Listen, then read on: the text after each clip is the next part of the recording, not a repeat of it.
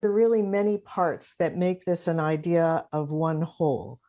I'd like to know if there is a God and what I have been chasing my whole life on earth. You are separating the idea into this or that instead of this and that. There is one and there is all, and the one and the all are the same thing in different forms. There is one that becomes the all, that is the all, that experiences itself as the all, and there are the many things that together make up the one, but are each individually their own version, their own perspective of the one. Everything is made of God. There is nothing else to make anything from, and therefore God is everything. When people on your planet talk about the idea and the notion of God being omnipresent, you have to understand that it's not possible to be everywhere unless you're actually literally everything. Therefore, it is everything. It is every atom, every subatomic particle, every object, every molecule, everything. The space even in between the things that you think of as empty space, that is even made of God. There is nowhere where God, all that is, isn't. It is everything, it is everyone, it is everywhere, it is every when.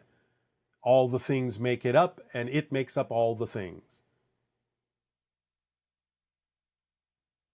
After one becomes enlightened, is there any steps along one's path of spiritual development, or is this awakening the last step? Enlightenment never ends. There are always different levels to awareness and enlightenment and experiences of all that is.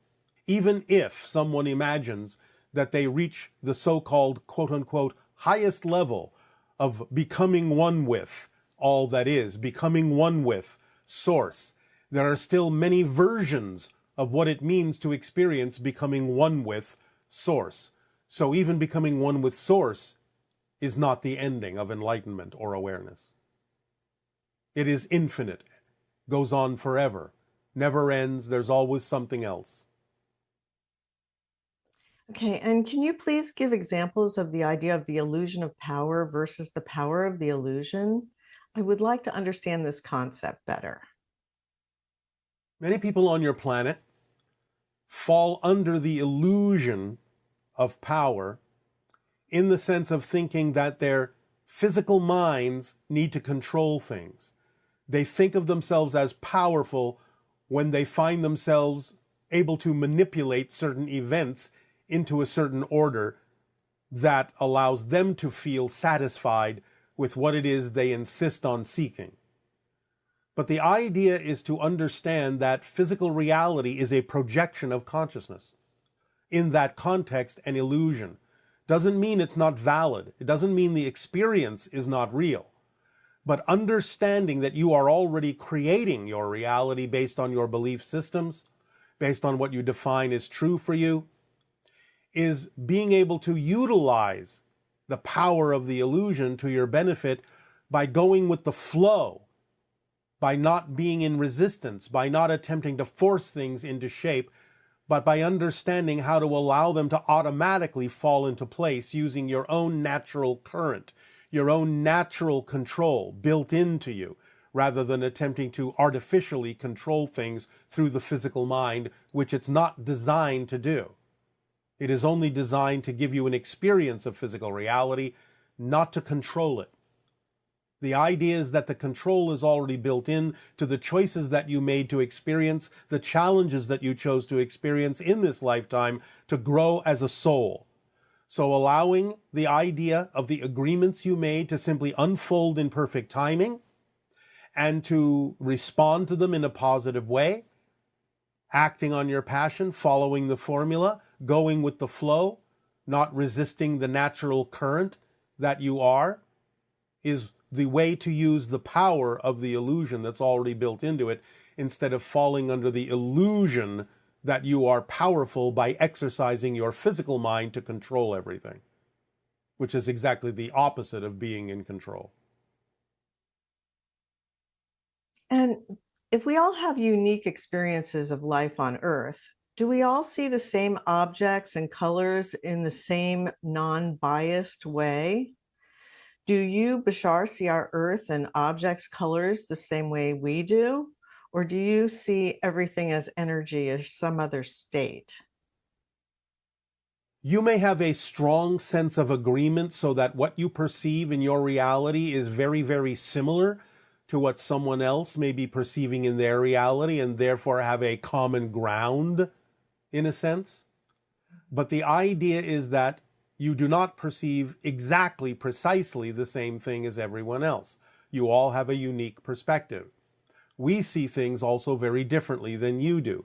We see multidimensionally far more than you do at this point in your evolution. And therefore we see energy patterns. We can recognize those energy patterns as a type of language that allows us to understand how to perceive you and other beings in a very different way, on many different levels, simultaneously, even into the idea of perceiving parallel reality aspects of your being that you are connecting to, other civilizational vibrations that you are connecting to, other dimensional expressions of your greater being and your oversoul. So yes, we see you as much bigger than you see yourselves in a variety of ways and extending into a variety of dimensional realities. And when we use our imagination to interact with our hybrid children, what type of connection is actually happening? When this person is saying, when they play out the scenarios in their head, do they know that the hybrid children know they're doing this and come around? Can you explain this process a little more, because it's not tangible in their reality? The hybrid children are extremely telepathic, will often pick up on when you are thinking of them, will allow their imagination to vibrationally match the imaginary scenarios that you are picturing in your head. For those that are vibrationally compatible with the realities that benefit them, they will experience what you are imagining. For those that are not necessarily relevant to them, they will not necessarily experience those portions of your imagination. They may send back a representation of what it is that would be more likely represented by them. They can reverse the telepathy in that sense and allow you, especially in dream time, to have a more representative imagination scenario that is more in alignment with their vibration. So that can work in both directions. And you stated in a session that new children on Earth are coming through upgraded in a way that they will be able to remember the connection much faster. Yes. Please tell me the age range of these particular upgraded children. Generally speaking, most of them are in their 20s at this point, although new ones are being born all the time, and therefore there's a large age range below 20 years of age.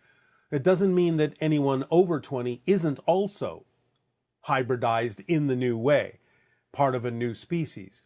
But the overall average age is somewhere in the 20s of those that have been hybridized to the point where they are a relatively new species. That doesn't mean that they're all in alignment. It simply means they all have different capacities than you used to have as a species. It still depends on what they choose to do with it. It still depends upon the themes that they chose to explore as to what they are capable of recognizing within themselves, but they do have a slight advantage of being capable of remembering more of who they are as a spirit connected to Source. How they interpret it will be based on the themes they chose to explore.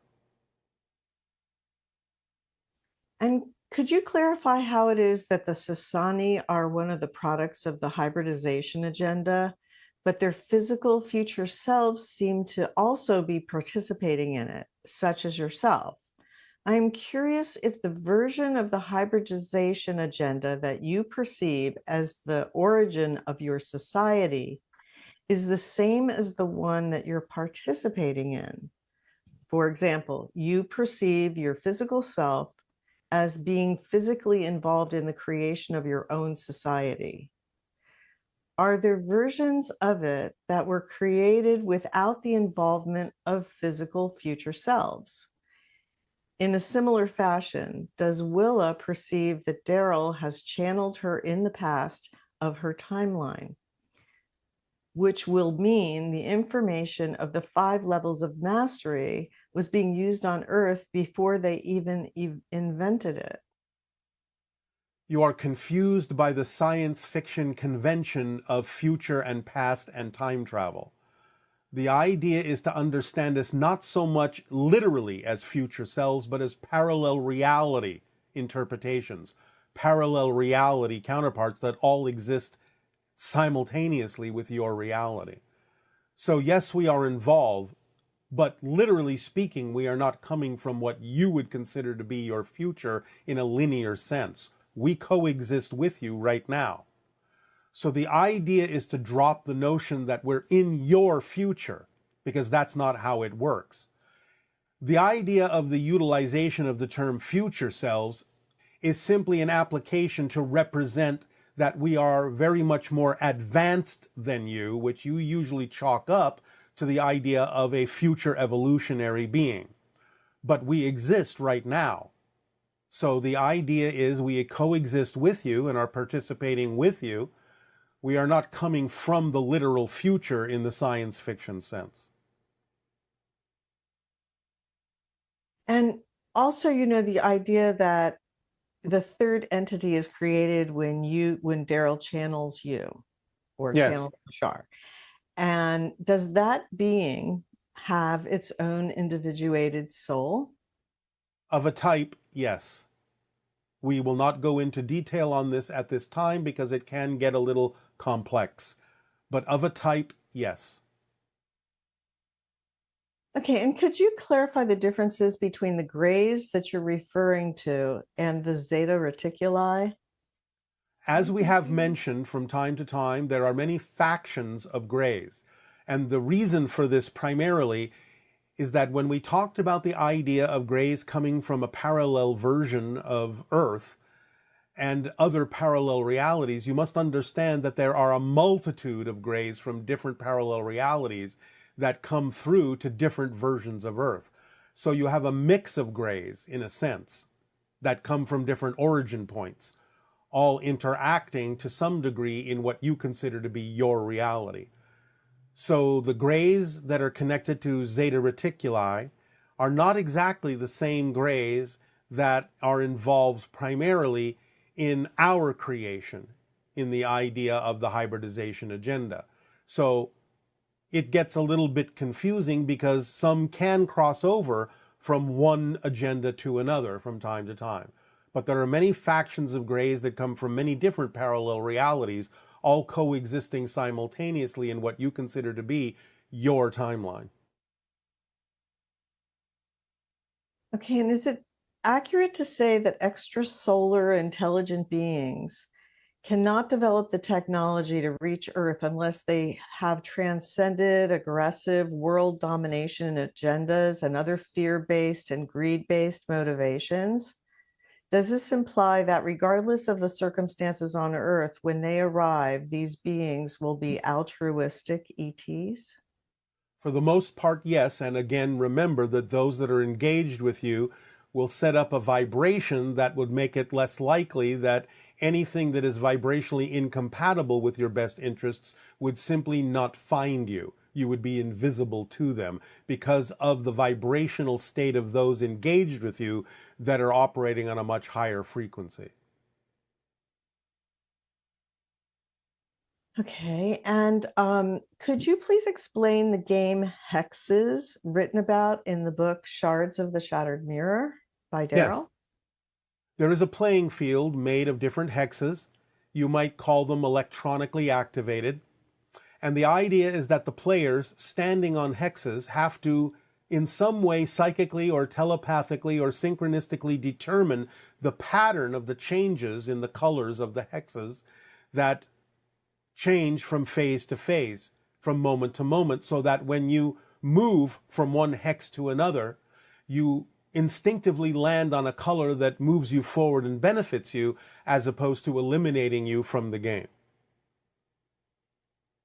So, for example, if you move from one hex to another while all the hexes are shifting and changing in color, when the hexes stop changing, stop shifting, and solidify into a particular color that was different than what they were before, or similar to what they were before, whatever color it is that you have now stood on, whatever color happens to be in the hex you have decided to go to determines your status in the game.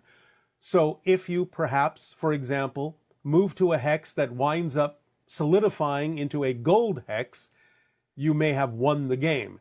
If you stand on a hex that happens to solidify into a black hex, you may be eliminated from the game. Other colors may represent different status points in the game. Very interesting. Yes. Are those who are attracted to your teachings a participant in the hybridization agenda? They don't all have to be, but about 90% or above usually are. Okay. And it seems as more of our consciousness expands, more is revealed. Does this mean that as a collective consciousness, if we match your frequency, we will be able to see you in physical form, or will we continue seeing only via our third eye? You will ultimately see us in physical form if your vibrational rate comes closer to matching our frequency. In some sense, that is really what contact is all about. Because as we have said, those operating on a higher frequency have the qualities of spirit. And when exposed to those frequencies, your physical body may react to them as if you are dying. And that is where the fear comes from. But the idea is that as you raise your frequency and create less differentiation between physical and non-physical reality, you become more vibrationally compatible with our natural state and can allow your senses to begin to perceive us more solidly, more corporeally, more physically. And this person asks, saying that they 2 days ago meditated and asked to travel with a UFO, and then read in the media the day after that a UFO was observed in the same area of Norway. Yes, Is there any link? yes. That was the UFO that that person visited. Whether they remember fully or not is not the point. But they were given an opportunity to understand through the media story that what they had asked for had actually occurred. In time, they may remember. The memories may unfold. Great questions from our viewers. All right. So the first one is, this person is asking, I believe you've mentioned that we will not be able to see the other train tracks somewhere around the year 2050. As there is a high probability of having a mass contact event between 2026 and 2027, how will the realities who do not experience contact perceive this event? Will they look back on this instance in a similar way we look back on the Roswell event, very much in denial? It depends on the person. There is still an opportunity in the upcoming events to have a particular perspective of it, or no perspective at all, not even knowing that it's happening. There is still the possibility of a range of reactions to it because you are still seeing other people's choices. So for a while, different people will respond or react in different ways or not even be aware that it's happening. These things will start slowly, in phases, subtly, and not everyone on your planet may even be aware that it's occurring. But the different reactions from those that become aware of it may also exhibit a wide range from acceptance to disbelief to total non-acceptance. So again, there is still time for people to make choices about how they relate to the idea of open contact, and you will see a number of different reactions and responses to any particular UFO events or contact events for a few years to come. Okay. This person says, I was wondering if the first major contact event will happen in dream form. I feel like more people would be open to the idea that since they are in a dream state. I'm aware that a lot of people are already making contact while dreaming and just don't remember it. But will we have a dream we remember which will unlock the door to making physical contact? That is a high probability. It is common in first contact scenarios in many civilizations, including a high probability in yours, that the idea of widespread open contact will be experienced en masse in dreams before it occurs in physical reality. Very interesting. Will open contact happen on a large scale, visible to everyone, ensuring that no one is left out? No, because again, there are those who may choose not to experience it. It will happen for those who are willing and open to experience such a thing. So again, the scale of it will happen in phases, will unfold in phases, and those who are open to the vibration will experience certain aspects of it, and this will change over time and broaden over time. But there will be those who are simply unwilling to experience such things, and we have to respect that. Therefore, vibrationally, they will simply not be capable of participating in the experiences that others may be open to experiencing. And what will be the impact on those with religious beliefs when we establish open contact? Will they resist, or will you assist them in gaining a deeper understanding of Jesus and God?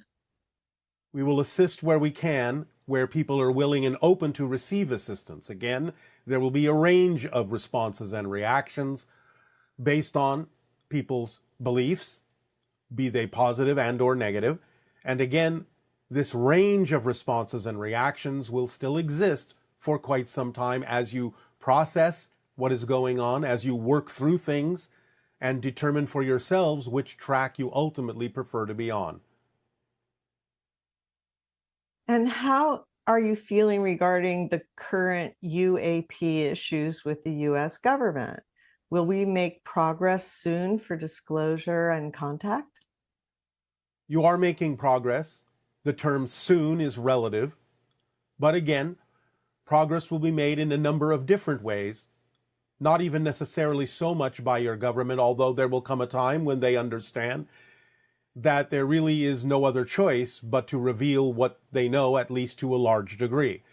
Because the movements that exist in the public domain will have advanced farther at a certain point than the government's abilities to interact and expose the information that they are aware of. So it will happen as a multifaceted approach from different corners of different public interests and different public activities, and come together at a certain timing, again, through the window over the next decade or so.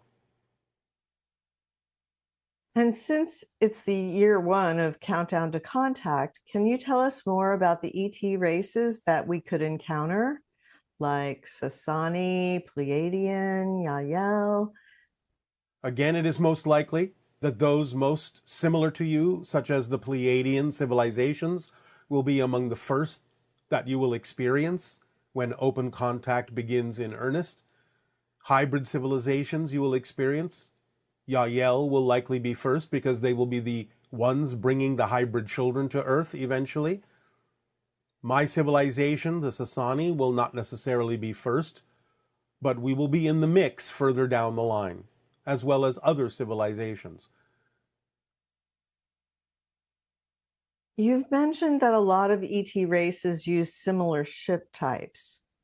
We could, of course, reach out telepathically, but are there also physical differences in the ships we would notice, for example, between the triangular ships Pleiadian, Yael, Sasani use?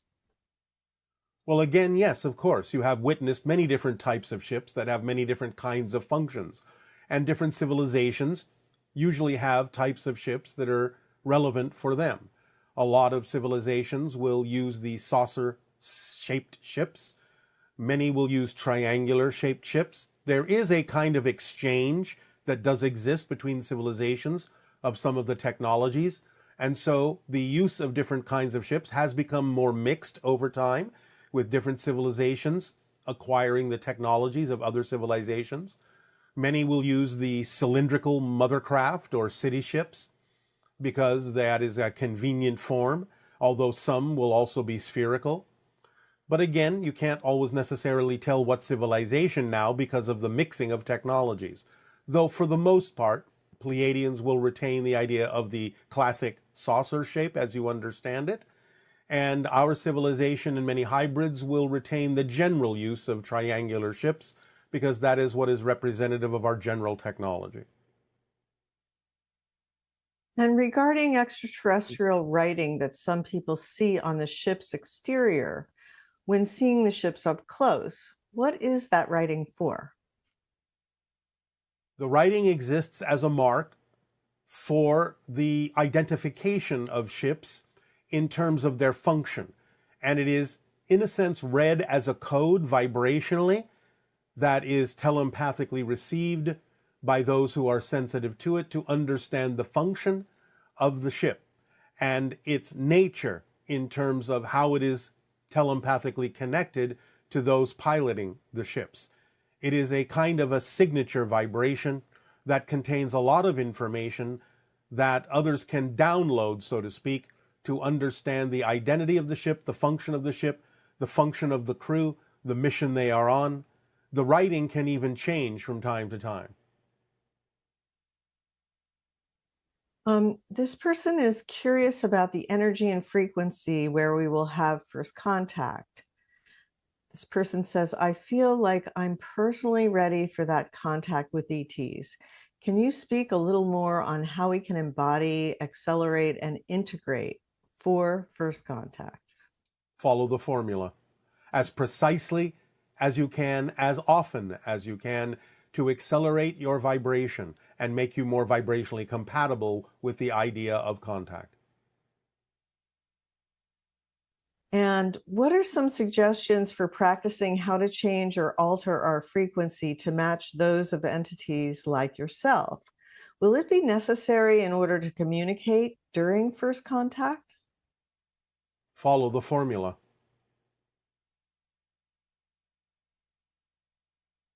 Okay. This person is asking, is it possible for or probable for some of us to witness humanity becoming an honorary part of the Galactic Alliance? At 21 years old, I'm hopeful that the advancement in technology and healthcare might make it a reality within my lifetime. Yes, as long as an individual doesn't choose to leave the planet during the time of open contact, those, especially of a younger age, are highly likely to experience the idea of open contact and a relatively large chunk of the full spectrum of contact over time. Okay. For me, this first contact is not really a science event or a fruition of a science fiction dream. It is a cultural event, sociologic, like in the film Close Encounter of the Third Kind. Can you speak to this? It is a sociological event, first and foremost, because it will alter your entire society. And you must alter your entire society on your own in order to make yourselves more compatible with the idea of contact. So the idea is it is less scientific, although there will be some technological elements to it, some technological exchange, knowledge exchange, so on and so forth, knowledge given, technological ideas given and shared. But it is first and foremost a sociological event, yes. Your entire society, those that are willing and open, those that are shifting in the direction of open contact, will be very different from your society of today. So the idea is that, yes, primarily it is sociological. Okay, and the idea of humans organizing for contact. In what shapes or form would you suggest or inspire humans to organize themselves so they can globally have a more joyful and exciting open contact experience? Some of that type of information will be being delivered in upcoming transmissions that have to do with what we are preparing you for now. As we said, this is Countdown to Contact Year 1, and we will begin to make certain suggestions for actions and behavioral changes in members of your society that have to do with what we are terming the Interstellar Alliance Sociological Experiment, and it will be delivered to you in a variety of steps over time in the upcoming year. So some of those suggestions will be forthcoming in the upcoming transmissions. You've recommended putting up a picture of an alien in our windows. I've had little children, and in speaking to them about contact, I'm not sure they're ready to see an alien in the window. Do you have other suggestions for the little ones? Depending upon their age, your children are already exposed to many representations of ETs and other kinds of beings in their programming on television and in movies. You can simply be creative and imaginative and choose representations that you deem to be, shall we say, cuter than average, so that children can relate to them, and use those instead. Okay, and when contact is made, what reactions do you anticipate from us? Again, there will be a range of responses and reactions depending upon belief systems, willingness to be open or not to the idea that you are not alone, willingness to be open to the idea of the kind of changes that would have to occur within you as individuals and within all of you as a society. So again, there will be a range of reactions and responses, and this is what we anticipate will occur at first. And what qualities make us the best candidates for open contact? Love, peace, creativity, imagination, and a willingness to be your true selves, a willingness to raise your vibration, a willingness to expand your consciousness, a willingness to connect to all that is in a variety of ways. And could you tell me more about the sanctuaries you speak of? You mentioned people will be led to them by synchronicity. Could someone like myself prepare a space or the sanctuaries and set them aside? Can I be put on the list? Again, people will be creating these sanctuaries through synchronistic opportunities, whether you yourself are involved in the creation of one or simply allowing synchronicity to lead you eventually to those that have been created by humans on your planet. It doesn't really matter. It is up to you to follow your passion as to whether or not you are actually finding a space and creating a sanctuary or being open to being attracted to a sanctuary once they